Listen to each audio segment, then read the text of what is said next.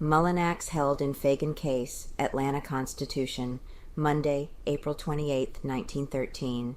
Page 1. Former streetcar conductor arrested as he leaves the home of his sweetheart on Bellwood Avenue. As he was leaving the home of his sweetheart, Miss Pearl Robertson, on Bellwood Avenue early last night, Arthur Mullinax, a strikingly handsome youth, was arrested by Detective Rosser and carried to police headquarters. He is being detained under suspicion of having been implicated in the slaying of Mary Phagan. E.R. Centel, a resident of 82 Davis Street, came to the office of Detective Chief Lanford Sunday afternoon and was closeted with that official for considerable while. When he left the office, it was learned that he had told the chief he had seen Mullinax and the dead girl together shortly after midnight Sunday. Centel's story, according to the detectives, was that as he was walking along Forsyth Street about 12:30 Sunday morning, he encountered Mullinax and Miss Phagan walking slowly across Hunter Street in the direction of the pencil factory in which she was killed. He recognized both, he said, as they crossed under the street lamps. Mullinax given 3rd degree. Chief Lanford also declares that he has other information to the effect that Mullinax was seen with Miss Phagan in the vicinity of the National Factory near midnight. Mullinax was brought immediately to headquarters, and at 9 o'clock was subjected to a rigid 3rd degree in the office of Chief Lanford. First he was quizzed by the detective chief, by Chief Beavers, then by a number of detectives acquainted with the mysterious tragedy. He told a straightforward story throughout, however, maintaining that he had spent the early part of Saturday night in company with Miss Robertson, the woman whose home he had just left when arrested, and that they had come uptown to a theater. He and Miss Robertson returned to her home before 10:30, he declared, following which time he went to his boarding place at 60 Poplar Street, retiring for the night. He knew nothing of the murder, he asserted, until reading of it in the Constitution's Extra Sunday Morning. He also stoutly maintained that he was not intimately acquainted with the dead girl, that he had never been introduced to her, and had spoken to her only once during his life. Several words missing who talked with him at police station, Mullinax told a story coinciding with the one he told the detectives. He had not been uptown after 10:30 Saturday night, he said, but upon leaving the home of Miss Robertson he had gone to his own residence. She was Sleeping Beauty.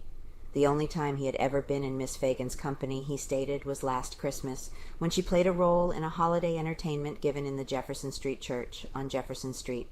He also took part in the performance. The girl played Sleeping Beauty.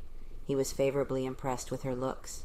She was adjudged the most beautiful girl of the neighborhood, and was a favorite among her friends. I couldn't keep my eyes off her, he said. She noticed it, and while I was standing near her, she remarked that I looked good with my face blacked. I played a blackface part. I turned to her and replied that I'd keep my face blacked all the time then. That was all we said. I was never with her after that. Mullinax is an ex-streetcar conductor. He was working as substitute conductor on the English Avenue Belt Line, which traverses the part of town in which the slain girl lived with her parents. Detectives aver that they have evidence to the effect that he was well acquainted with Miss Phagan, and that they were good friends during his streetcar career. Also that they were often seen talking together as she rode his car to and from her house to her work in the pencil plant. The prisoner is a frank, outspoken youth. He is 28 years old, dark-haired, quick-witted, and straight-limbed.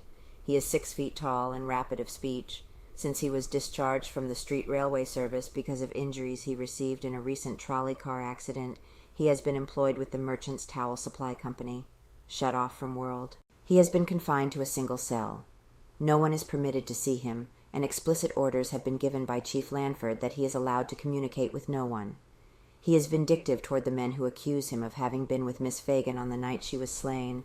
Once he exclaimed bitterly to the reporters who questioned him, after he had emerged from the strenuous 3rd degree, "Anybody who says I was with her Saturday night or any other night is a D.D. liar."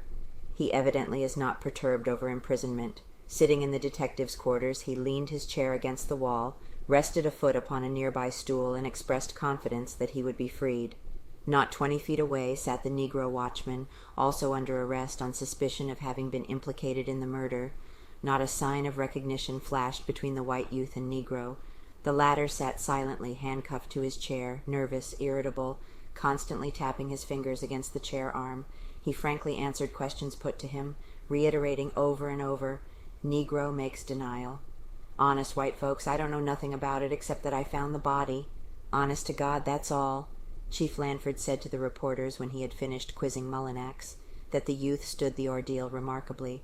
"I'm not satisfied one way or the other," he asserted, "but I think it will be best to hold Mullinax for a more thorough investigation. Suspicion is very strong against him because of the testimony of the men who declare they saw him with the girl.